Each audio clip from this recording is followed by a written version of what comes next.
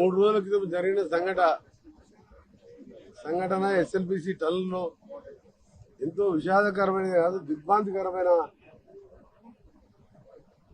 మమ్మల్ని అందరినీ కూడా కలిసివేసింది. తెలంగాణ ప్రజలనే కాదు, మొత్తం భారతదేశం ప్రజల్లో కూడా. ఎందుకంటే ఇలాంటి టన్నులు ప్రపంచంలో ఎక్కడా లేదు. 43 కిలోమీటర్లు ఎక్కడ ఓపెనింగ్ లేకుండా 3 లక్షల ఎకరాలకు గ్రావిటీ ద్వారా నీళ్లు ఇచ్చుకుంటూ ఫుల్ లెవెల్ కెపాసిటీ అయితే 6,000 క్యూసెక్స్, ఫుల్ కెపాసిటీ అయితే 4 లక్షల ఎకరాలు ఇచ్చుకుంటూ దేవరకొండ, పెద్దవరతో పాటు నల్గొండ, నగరికల్ కాన్ఫరెన్స్ వరకు నీళ్ళు సాగునీరుతో పాటు ఫ్లోరైడ్ మొత్తం మాయం చేస్తూ ఎప్పుడు గ్రావిటీతో నడిచే ప్రాజెక్టు, మా కలల ప్రాజెక్టు ఈ ఇన్సిడెంట్ ఇప్పటి వరకు దాదాపు 9.5 కిలోమీటర్లు మాత్రమే మిగిలింది. ఏ ఒక్క చిన్న ఇన్సిడెంట్ జరగకుండా జయప్రకాష్ రాబిన్స్ అనే పెద్ద కంపెనీ చేపట్టడం ఎక్కడ కూడా ఒక సంఘటన జరగలేదు.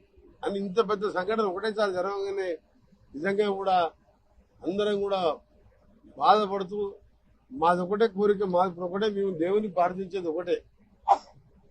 ఫస్ట్ మా కోసం, మా ప్రాజెక్టుని కష్టపడటానికి 1000 కిలోమీటర్ల కుటుంబాలను వదిలిపెట్టి అస్సాం, జార్ఖండ్, మధ్యప్రదేశ్, ఉత్తరప్రదేశ్కి వెళ్ళి వచ్చి చిక్కిపోయిన 8 మంది వాళ్ళని ఏ విధంగా ప్రాణాలతో బయటికి తీసుకురావాలనే ఈరోజు మా గౌరవ ముఖ్యమంత్రి రేవంత్ రెడ్డి గారు కానివ్వండి, ఇరిగేషన్ మినిస్టర్ ఉత్తమ్ కుమార్ రెడ్డి గారు, జూపల్లి కృష్ణారావు గారు, అలాగే పెద్దలు జానారెడ్డి గారు కూడా రోజు పర్యవేక్షిస్తూ ఈరోజు స్వయంగా ఇక్కడ తెలుసుకొని కొన్ని సలహాలు ఇవ్వడానికి వారు రావడం, ఇక్కడ స్థానిక ఎమ్మెల్యే మా వంశీకృష్ణ గాని, బాలు నాయక్ గాని, జయవీర్ గాని, నేను ఈరోజు స్వయంగా రావడం, మధ్యన 2 డేస్ నేను లేకపోవడంతో రోజు ఫోన్లో గంట మాట్లాడుతూ, ఎందుకంటే ఈ ప్రాజెక్ట్ ఇప్పుడు కాదు, వారు చెప్పినట్టు 1981లో అంజయ్య గారు ఉన్నప్పుడు శంకుస్థాపన చేయాలని ఆలోచన.